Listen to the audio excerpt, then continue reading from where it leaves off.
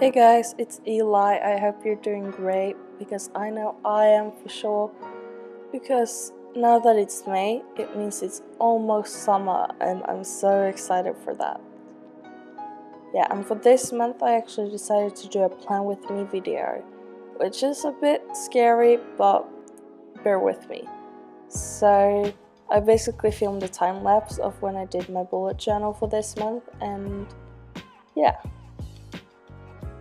So I decided to go with a theme called Mayflowers because, well, it's a very crucial part of May, in my opinion, because it's a Swedish thing where basically children help children. So children in the ages like 8 to 12 or something, in the entire country go around selling these flowers. And the money that they get from selling these flowers are given towards charity to help other children in need, basically. And I think it's a really nice charity, and I am very happy to be able to be a part of that and give to the community and to these children. So for this year, it's a different design every year, and for this year it was a cream flower with a green background.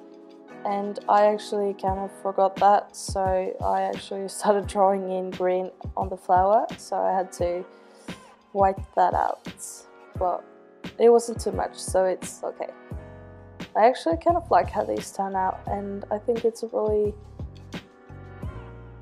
like neutral but still a pop of color in my opinion, and yeah, I really like it, so yeah. I just did a simple layout where I just wrote May in calligraphy, and then I just drew 2 flowers, and yeah, I think that was a good cover page because it was not too much, but still it was pretty. So then on the left side I decided to do a quote which said, "April showers brings May flowers," and yeah, because May flowers, and yeah, I thought it was fitting, okay? So yeah. Then I just accentuated that a bit with the green, and I moved on to the monthly calendar, which, let me tell you, was a process. Because first of all, I had to look a lot on my April one to actually see how, like, the grid spacing and everything. So yeah, and then I kind of forgot how many days were in May and like what day it ended on, so I had to go check on my computer. And yeah, just trust me, it was a process. It took like too much time than it probably should, but finally I started like drawing in the lines and I felt finished, and I actually didn't make any mistakes on the calendar part, which I'm pretty excited about because I'm very good at making mistakes.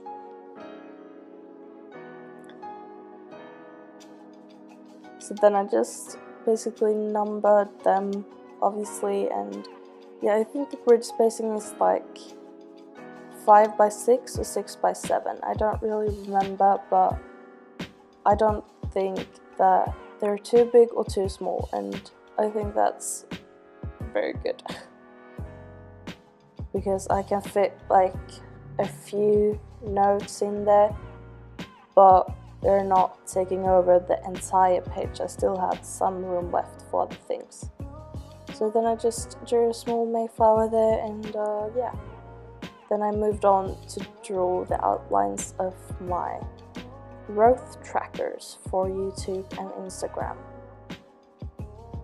Then I went back and filled in the colors, but yeah. So yeah, and then I actually tried to freehand a flower, and that was a mistake because it did not turn out well, but whatever, nothing's perfect, I guess, so yeah, I'm just gonna pretend that didn't happen. And then it's time for my habit tracker and my mood tracker. So for the habits, I just drew 6 outlines of the month, and yeah, I actually changed it up a bit since I didn't really like all the ones I had in April, but I kept most of them. So I have one that is practice, one is 10,000 steps, eat well, made bed, and post on YouTube and post on Instagram.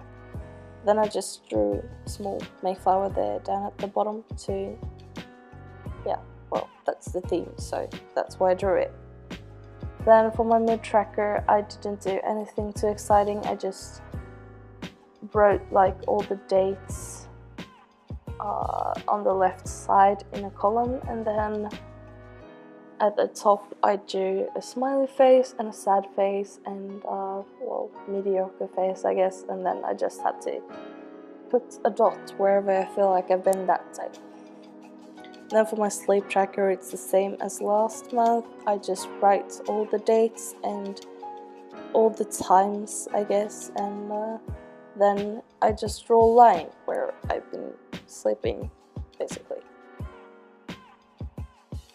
Then I did an expense tracker as well, which I'm pretty excited about because this makes me able to see what I spend my money on, so I can save money, and that's always good. So yeah, I just did a big box and with 3 columns. So one column is for the date, one is for how much money it was, and one is for like notes of what it was. And then I did another smaller rectangle, and that's for when I pay for my parents. For example, if I go out and have takeout for the entire family, I pay that with my own money and then they pay me back, so that's just to keep track of that. And then I just did ideas and planning, and that's nothing too exciting because I just basically wrote those words. Then I went back and drew a small Mayflower because I thought that I didn't have enough, so yeah. Then it's time for my first weekly spread, and here I looked a bit at the one in April as well because I really enjoyed that layout. So here I just made 7 boxes, like rectangle shapes, and they're not overly big, but I still fit everything I want in them, so they're just perfect. Then I have a bunch of space down underneath that I can do other things with. So for this month I did 3 other boxes, and yeah.